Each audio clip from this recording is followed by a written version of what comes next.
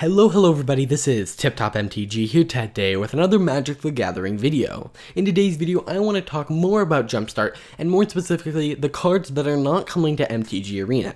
Now, I did a video just like this on Saturday where I told you all 20 cards that are not coming to MTG Arena, and in Tuesday's State of the Game, they revealed what those cards would be replaced with. So in this video, I'm going to break those down, give you my thoughts on, is the replacement a good fit, all those kind of things. And yeah, that just so you can stay informed as to what cards are actually coming to Historic. So you'll see what the format is, and you should be able to catch on pretty quickly. So on the left, we have the card that would have been added, but on the right, we have the card that is being replaced in its spot. So it's not like the cards are being added, into Jumpstart, and then just, in Historic, those cards are what is being replaced with. Those Chain Lightning, for instance, here, will not be printed in Jumpstart. So if you were to open the Lightning pack, which is what Chain Lightning is in, you would open up a Lightning Strike instead of Chain Lightning. So keep that in mind. So Chain Lightning is a 1-cost sorcery, and it says it deals 3 damage to any target. Then that player or that permanent's controller may pay double red. If they do, they may copy the spell and choose new targets. And then it's being replaced with Lightning Strike, which is just pay 2, instant, deals 3 damage to any target. I actually think I predicted this in that video. I was like, they're probably just going to replace it with Lightning Strike. It's very, it's still thematic to the deck, and it does a very similar purpose within the deck, within the theme of Lightning. It just costs 1 more and is a little bit more balanced. Similarly, Lightning Bolt is just a better version of Lightning Strike. It costs 1 less, and I think, this is probably the fair and appropriate thing to replace. Next up, we have Ball Lightning, which is a 3-cost 6/1 creature elemental, trample, haste, and at the beginning of your end step, sacrifice Ball Lightning. So it's kind of like a 6 damage straight to your face for 3, which isn't an amazing rate, but there are some ways you can manipulate this, and I think it is a powerful enough effect where it deserves to be replaced. So it's being replaced with Lightning Serpent. Now, Lightning Strike was already in Historic. Lightning Serpent is not. This is a new card. So it is X and a red for a creature Elemental Serpent 2/1 with trample and haste. So far very similar, except much less power. But it enters the battlefield with X +1/+1 counters on it. And at the end of turn, sacrifice it. So this is essentially the same thing, but you can pay for more power. So in some ways, this is more powerful.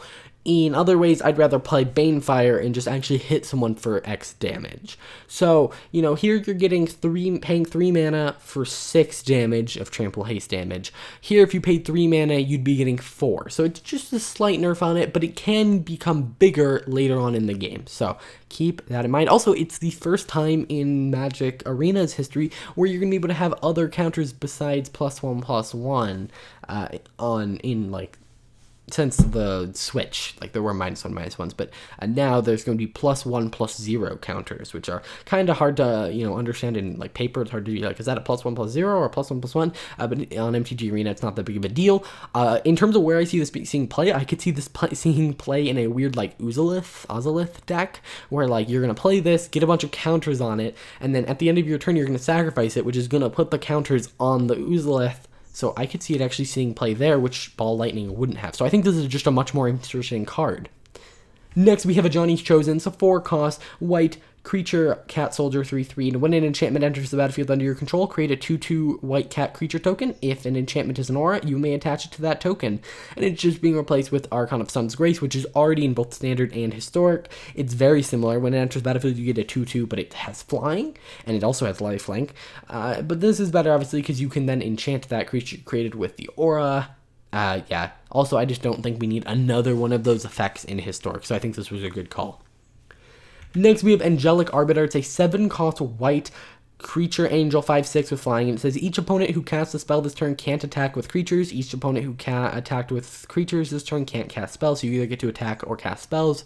And that's just not fun for anyone, and so to fit in the angel deck, they put Sarah's Guardian, which again is already in Historic and Standard, and it just fits within the angel deck as well. You have to think about it. They do have to somehow pick cards that kind of do the same thing, so they fit well in the deck and have the same theme. So, Sarah's Guardian, while it's not a stacks piece, it is just an angel, boost kind of card. So, not bad. Again, nothing new for Historic here. Next, we have Draconic Roar. It's a 2-cost red instant. It says, as an additional cost to cast the spell, you may reveal a dragon card from your hand. It deals 3 damage to target creature if you revealed a dragon card or control the dragon as you cast the spell. It deals 3 damage to that creature's controller. So you're going to deal 3 to target creature and 3 to its controller. I actually don't think this had anything to do with power level. I think this was a complexity issue of it would have to remember what the board state was when this spell was cast, which is a little bit difficult to do. So I think that's where the issue lied, but then it got replaced with Scorching Dragonfire, which is still Draconic in theme, and, it's the same mana cost, still does 3 damage to a creature. It just can't hit the player, but it has the exile effect. So actually might be, obviously in a dragon deck, that's the Draconic Roar can be better, but it's not a bad replacement, but again, not new to Historic. Next, we have Goblin Lore. It's a 2-cost red sorcery. It says draw 4 cards, then discard 3 at random. And that's being replaced with Goblin Aura Flame. It's a 2-cost red enchantment, and it says attacking creatures you control get +1/+0. Now, this is one of the ones where, first off, it's very interesting because this is a new card to Arena. But, okay, Goblin Lore, draw spell. It's going to let you kind of filter for the card you want. Let's replace that with something that just boosts all attackers. That doesn't do the same thing. I guess they had trouble finding something that was thematic and did similar things. And I guess they were like, oh, what do we want in Historic? This, I don't think, was needed for Historic. Gruul aggro is already pretty good, and I could see this, fitting into there. That's essentially doubling all, 1/1s to 2/2s. And, this is just a very powerful card that I think is a little bit risky to print into Historic, but then again, it is a digital format. If something goes wrong, just ban it, which I'm sure was their philosophy with this. It's just a weird replacement. It does nothing similar. Next, we have Flame Tongue Kavu, 4 cost, 4/2 creature Kavu, and when it enters the battlefield, it deals 4 damage to target creature. Okay, and then they replace that with a 4 cost, 4/2 creature Minotaur Shaman. So far, 4 cost, same, mana cost, same power toughness, but has a different ability. It deals damage to each opponent equal to your devotion to red. Honestly, that sounds more powerful than the Flame Tongue.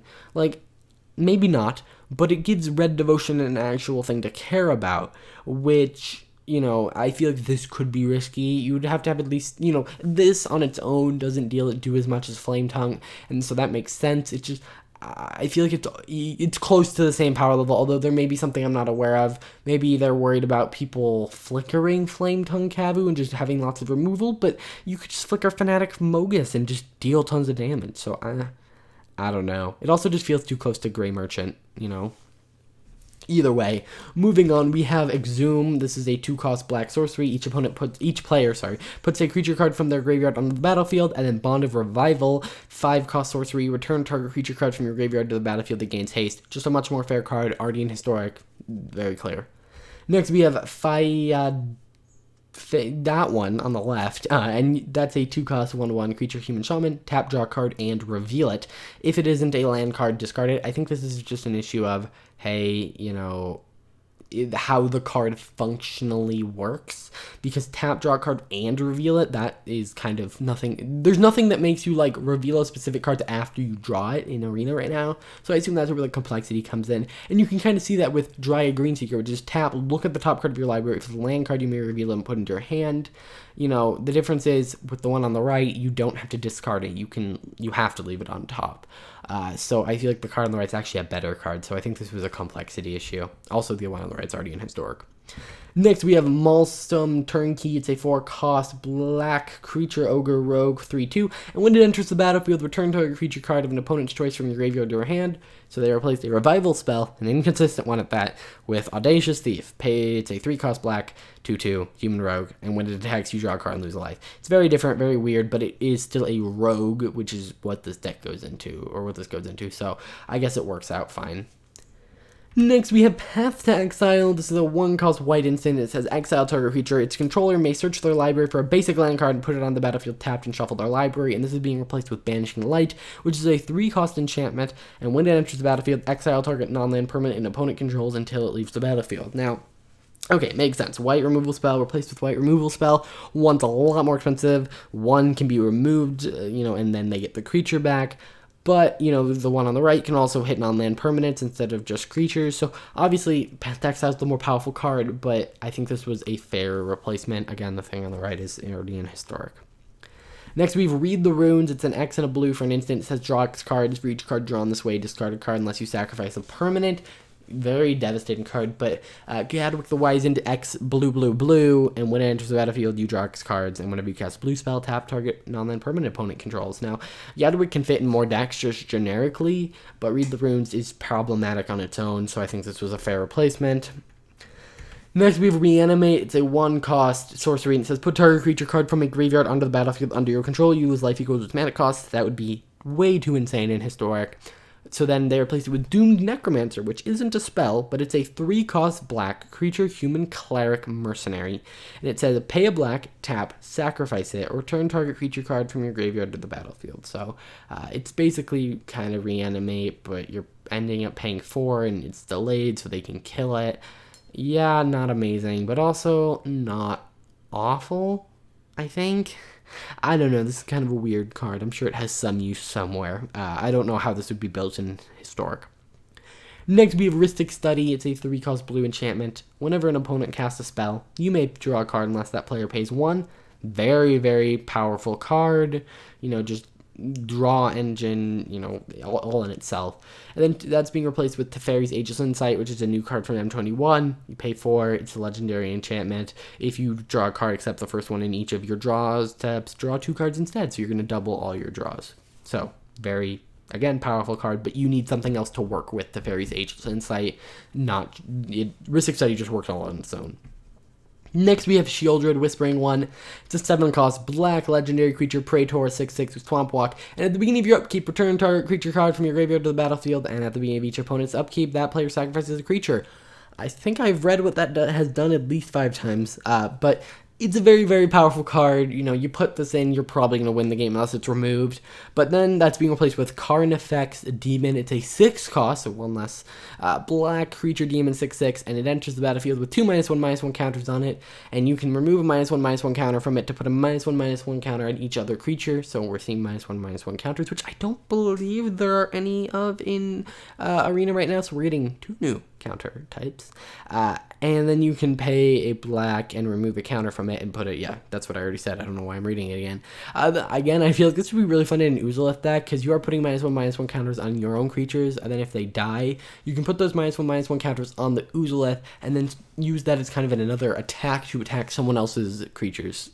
So I think that would be a really fun kind of deck to build. It'd be gimmicky, but in Historic, this just kind of works as a big guy who, he gets bigger and makes everything else smaller.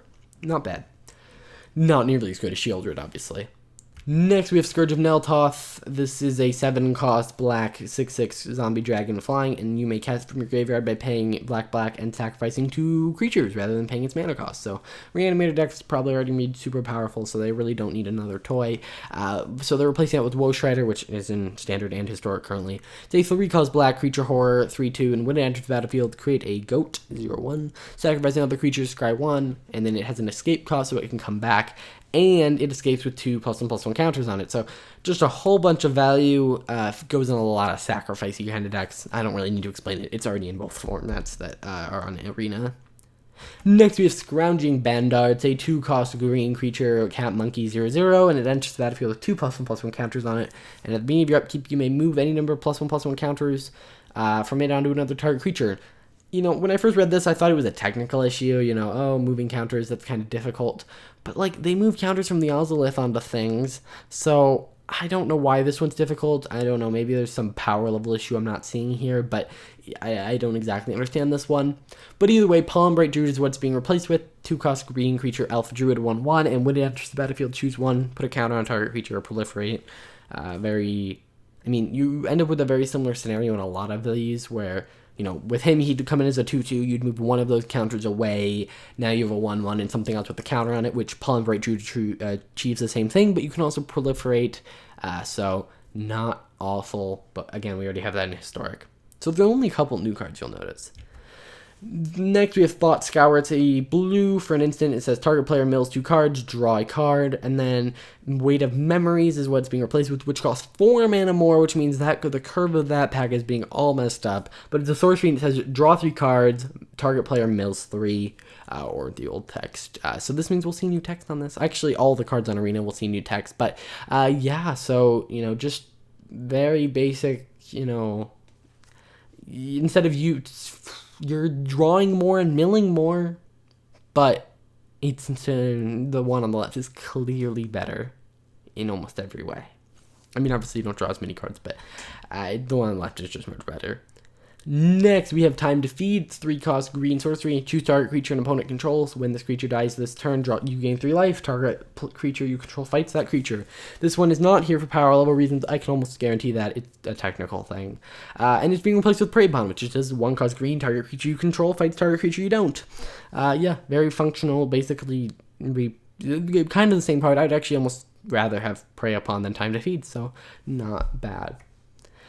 And that's it for all of the cards. So, you know, there are some very interesting inclusions. We saw a couple new cards that are coming to Historic. You know, not that many. A lot of them are reprints, which is kind of disappointing because I wish they were all new cards because, you know, we were kind of cheated out of a bunch of new cards. But yeah, I think that almost all of those were like appropriate to remove, and if they weren't, they were probably technical issues. So yeah, that's not bad. Let me know what you guys think of all the new cards in the comments down below. Am I misevaluating any of these cards?